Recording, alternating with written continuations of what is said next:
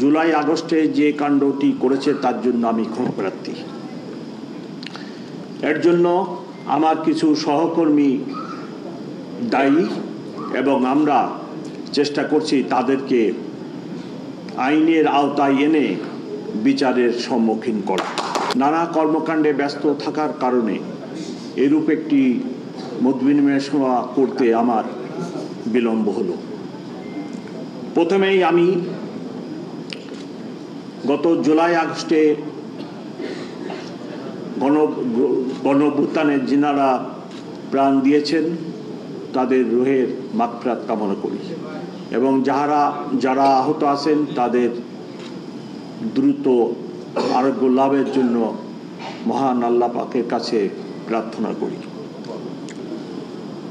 স্বাধীনতা যুদ্ধের শুরুতে যে রাজারবাগ থেকে প্রথম পাক হানাদারদের বিরুদ্ধে প্রতিরোধ গড়ে তুলেছিল পুলিশ, সেই পুলিশ জুলাই আগস্টে যে কাণ্ডটি করেছে তার জন্য আমি ক্ষমাপ্রার্থী।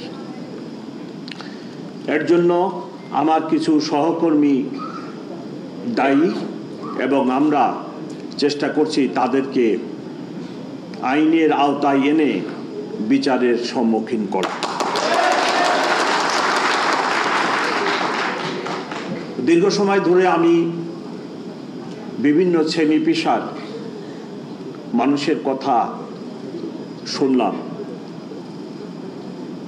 ঢাকা একটি জনবহুল শহর, অস্ট্রেলিয়া একটি মহাদেশ, আপনারা সবাই জানেন। সেই মহাদেশের জনসংখ্যা 2.5 কোটি,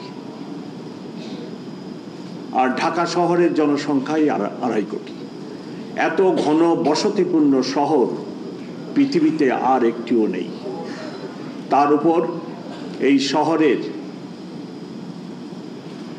যে পরিকল্পনা সেটি সঠিকভাবে তৈরি করা হয় নাই।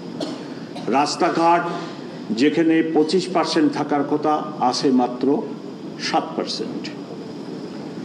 তাই নানাবিধ সমস্যা এই শহরে সৃষ্টি হচ্ছে।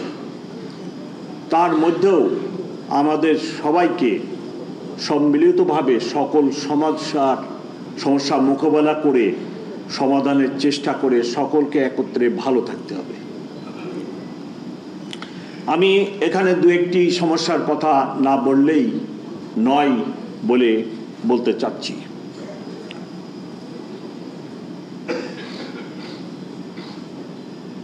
প্রথমেই আমি বলতে চাই, গত 1 মাসে আপনারা লক্ষ্য করেছেন যে নানাবিধ আইন শৃঙ্খলা সংক্রান্ত সমস্যার সৃষ্টি হয় এবং সর্বশেষ আপনারা লক্ষ্য করেছেন তাবলিগ জামাত নিয়েও আমাদেরকে বড় ধরনের সমস্যা মোকাবেলা করতে হবে। আপনাদের মধ্যে মতপার্থক্য থাকতে পারে, কিন্তু এই মতপার্থক্য সমাধানের জন্য কোনো মারামারি বা বিশৃঙ্খল পরিবেশ সৃষ্টি করা ঠিক নয়।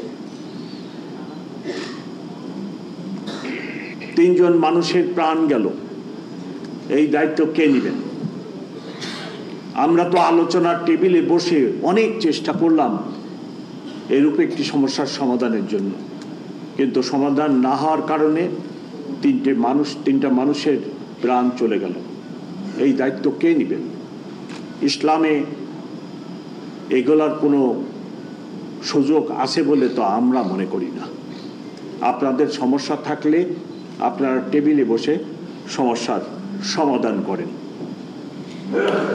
যার ফলে যত্রতত্র মিছিল, রাস্তা আটকে দেওয়া এবং ফলশ্রুতিতে ব্যাপক ট্রাফিক কনজেশন, এই ঢাকাবাসীর ব্যাপক কষ্ট হয়, দুর্ভোগ হয়। স্কুলে যেতে পারে না, মুমূর্ষ রোগী হাসপাতালে যেতে পারে না, বিদেশগামী যাত্রী এয়ারপোর্টে পৌঁছাতে পারে না। একটি বারও যদি আমরা এই সকল জিনিস না ভাবি, এই 2-2.5 কোটি লোকের এই শহরে আপনি কিভাবে মানুষের জীবনে স্বাচ্ছন্দ্য দিবেন? তো সবাইকে কোনো একটি কিছু করার আগে অনেকবার চিন্তা করতে হবে যে আমি এই অনুষ্ঠান, এই মিছিল করতে গিয়ে যেন অন্যের দুর্ভোগ টেনে না আনি। চাঁদাবাজি একটি সামাজিক সমস্যা, সামাজিক অপরাধ। চাঁদাবাজি মোকাবেলা করার জন্য শুধু পুলিশ নয়, সমাজের প্রতিটি অঙ্গ সংগঠনকে আগে আসতে হবে।